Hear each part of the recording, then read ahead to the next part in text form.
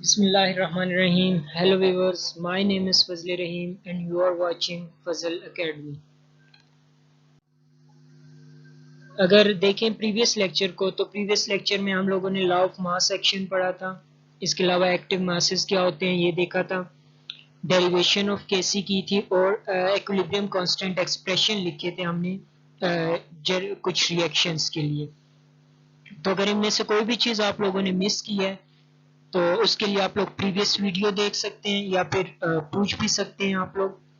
आज का जो हमारा टॉपिक है वो है equilibrium constant and its importance. इसमें हम लोग जो टॉपिक कवर करेंगे वो है कंडीशन फॉर इक्विलिब्रियम, कि इक्विलिब्रियम के लिए क्या कंडीशंस हैं। उसके अलावा केसी के यूनिट्स हम डिराइव करेंगे डिफरेंट रिएक्शंस के लिए। इम्पोर्टेंस ऑफ केसी के इक्विलिब्रियम एक्सप्रेशन का जो है वो इम्पोर्टेंस क्या है। हैबर प्रोसेस को हम देखेंगे, इसके अलावा कंटेक्ट प्रोसेस पढ़ेंगे और लास्ट में ली चैटलियर प्रिंसिपल और इसकी इंपॉर्टेंस को देखेंगे।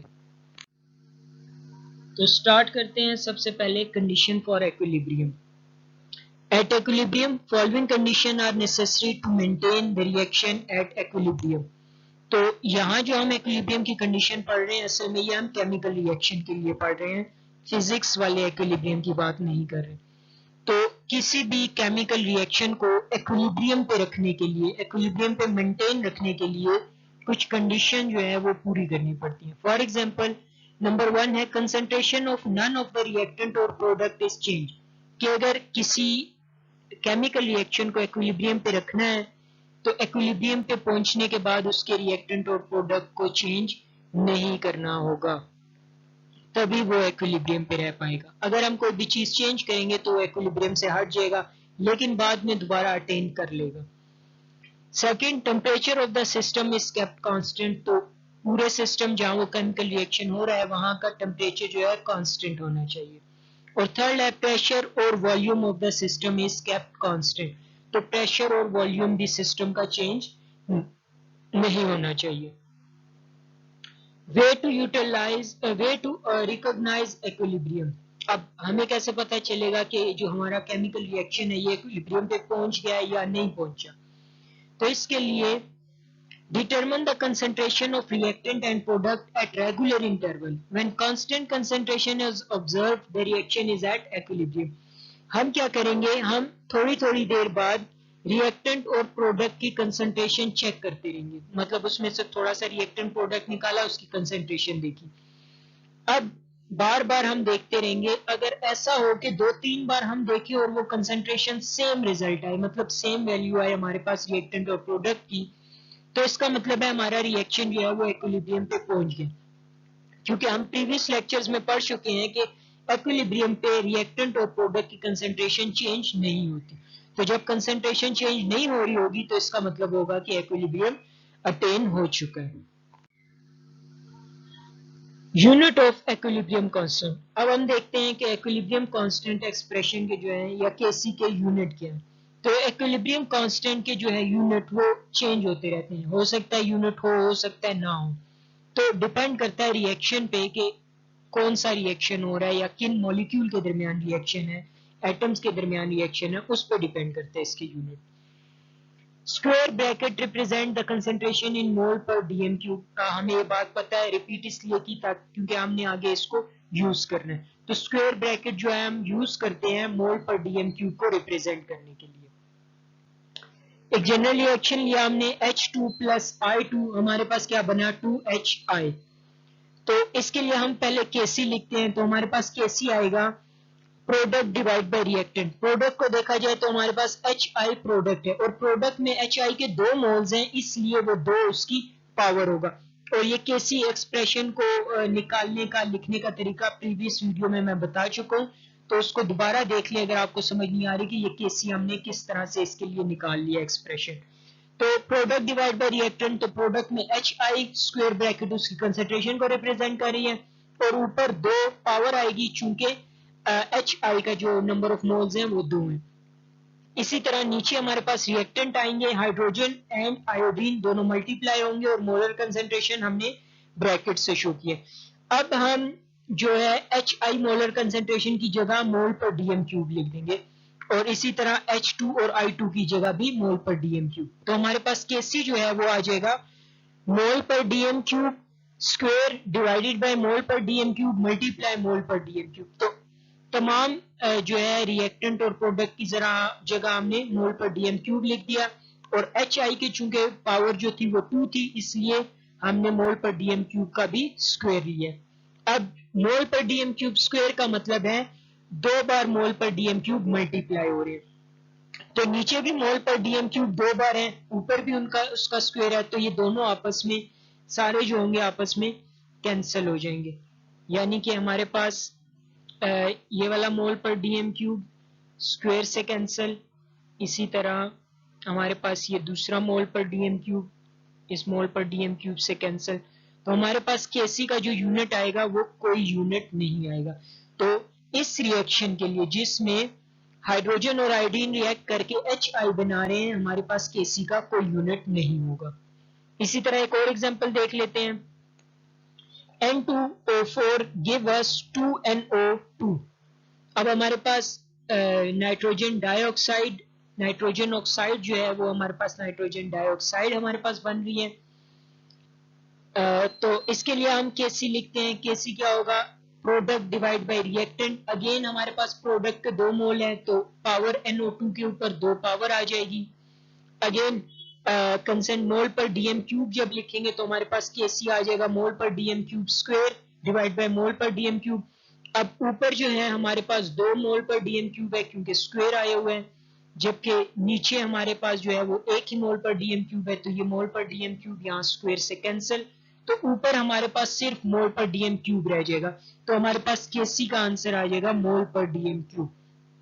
तो हमारे पास जो इस रिएक्शन के लिए हमारे पास जो है वो यूनिट आएंगे Kc के, वो क्या होंगे, मोल पर डीएम क्यूब। इस तरह हर रिएक्शन के लिए Kc के जो यूनिट होते हैं वो चेंज होते रहते हैं।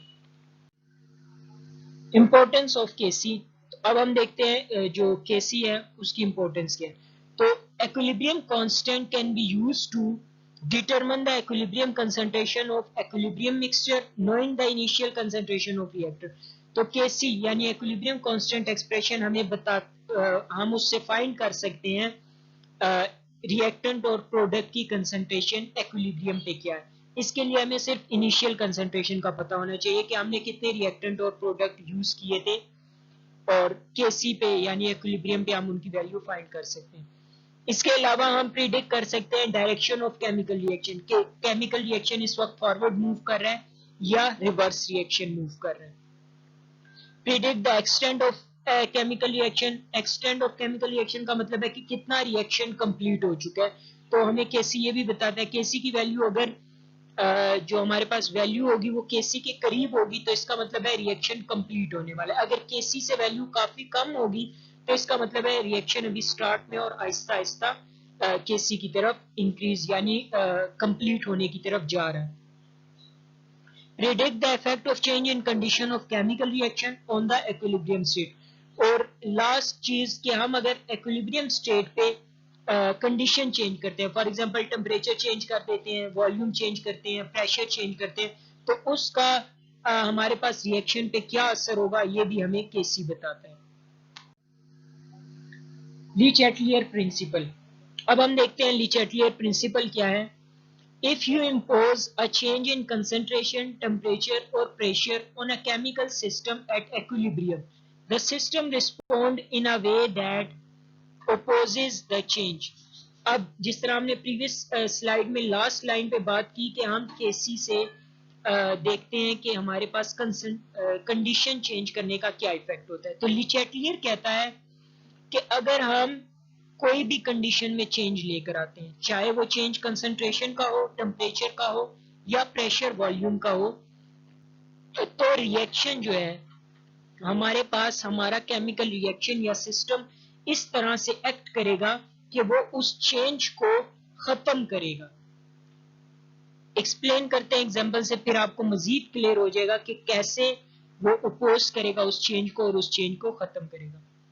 तो एग्जांपल हम हैबर प्रोसेस की लेते हैं। हैबर प्रोसेस क्या है? Ammonia is produced by the reaction of nitrogen with hydrogen at 400 degree centigrade 200 atm pressure in the presence of a catalyst. This is known as Haber process.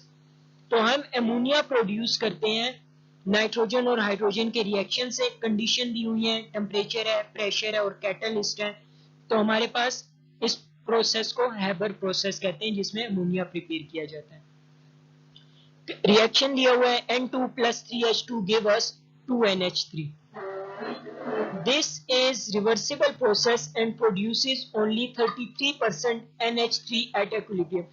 चूंकि reversible reaction है, मतलब nitrogen hydrogen react करके ammonia बनाते हैं, ammonia दोबारा nitrogen hydrogen में convert हो जाता है, तो हमारे पास बहुत कम अमोनिया बनता है, यानी 33% अमोनिया बनता है। पहले देख लेते हैं कैटलिस्ट क्या है। A catalyst is a substance which increase the rate of chemical reaction but they have no effect on the position of equilibrium once this is reached.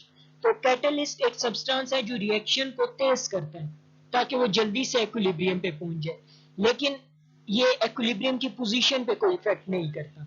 मतलब कि फॉर एग्जांपल एक बंदा पैदल घर जा रहा है और एक साइकिल पे घर जा रहा है, तो साइकिल वाला जल्दी घर पहुंच जाएगा, दोनों पहुंचेंगे घर ही, यानी पोजीशन जो है इक्विलिब्रियम की वो चेंज नहीं होगी। कैटलिस्ट रिएक्शन को जल्दी पहुंचा देगा इक्विलिब्रियम पे, लेकिन इक्विलिब्रियम की पोजीशन चेंज नहीं होगी, उससे कम या ज्यादा वैल्यू डिफरेंस नहीं आएगा।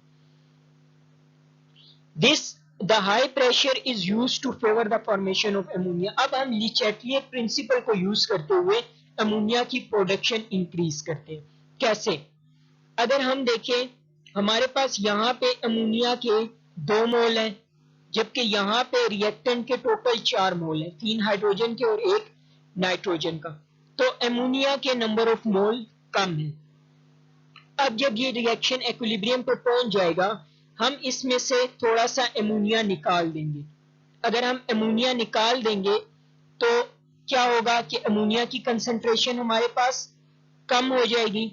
चूंकि अमोनिया की कंसंट्रेशन कम हो जाएगी तो इक्विलिब्रियम डिस्टर्ब हो जाएगा। अब नाइट्रोजन और हाइड्रोजन दोबारा से रिएक्ट करके मजीद अमोनिया बनाएंगे, ठीक है? तो क्या होगा, थोड़ा और अमोनिया बन जाएगा। अब फिर हम मजीद अमोनिया को बाहर निकाल देंगे, फिर अमोनिया कम हो जाएगा, ठीक है?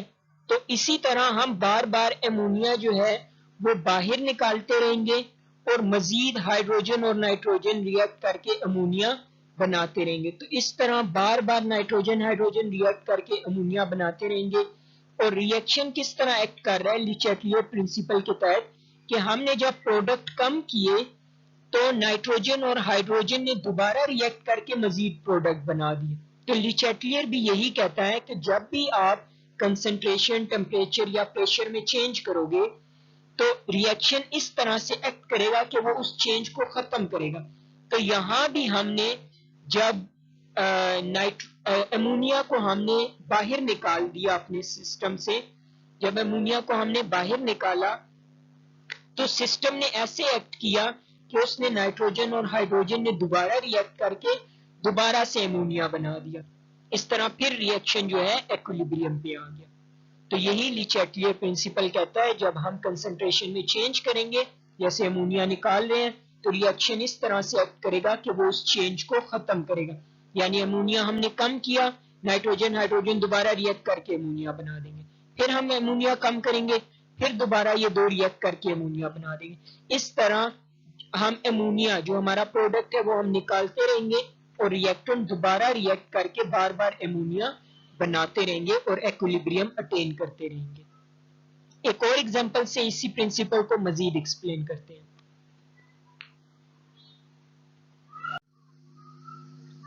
Contact process.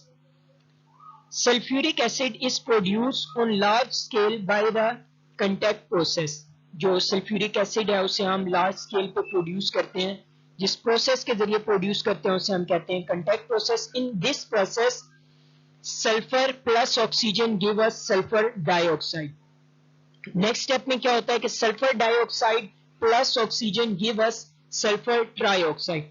अब ये जो सेकंड स्टेप है जिसमें सल्फर ट्राइऑक्साइड बन रहा है, ये हमारे पास एक रिवर्सिबल रिएक्शन है।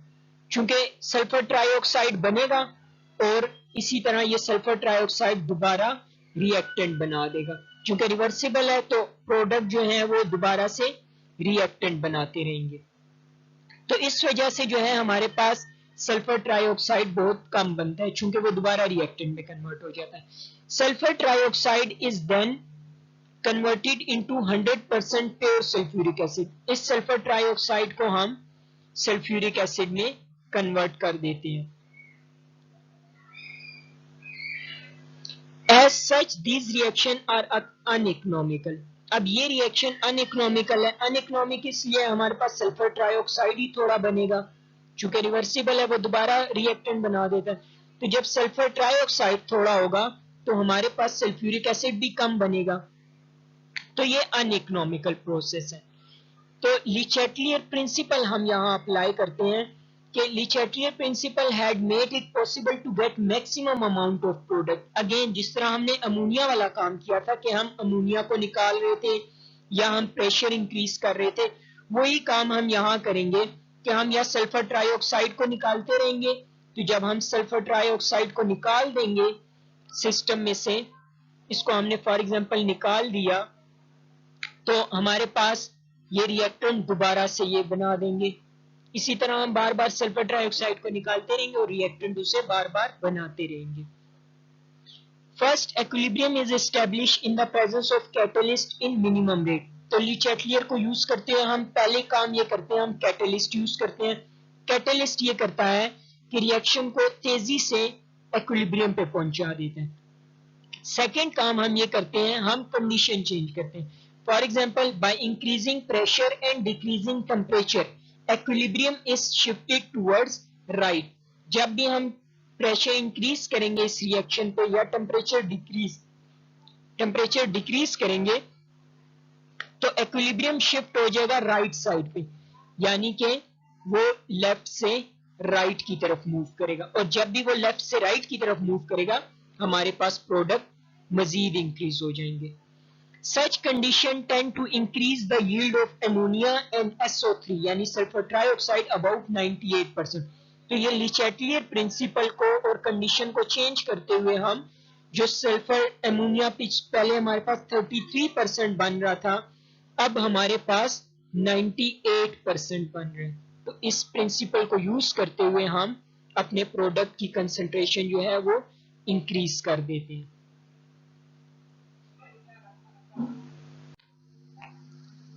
यहाँ पे आप लोगों के लिए अब सेल्फ असेसमेंट क्वेश्चन है। तो ये क्वेश्चन हमने जितने भी अभी लॉ ऑफ मास एक्शन और आज का लेक्चर पढ़ा उसको दोबारा सुन लीजिए। अगर क्लियर नहीं हुए उनको सुनेंगे तो ये आप इजीली सारे सॉल्व कर पाएंगे। कुछ में आप लोगों को इक्विलिब्रियम कांस्टेंट एक्सप्रेशन लिखना है, यानी केसी लिखना है आप लोगों को। उसके अलावा जो है आपने यूनिट जो है डिराइव करनी है। तो दोनों काम इजी आप लोग इजीली कर लेंगे। तो ये आप लोग जो है वो खुद सॉल्व कीजिए। फिर भी अगर कोई चीज समझ नहीं आती या नहीं होते तो आप लोग पूछ सकते हैं। Thanks for watching. Please like, subscribe and don't forget to press the bell icon for more videos. Please stay tuned. अल्लाह हाफिज।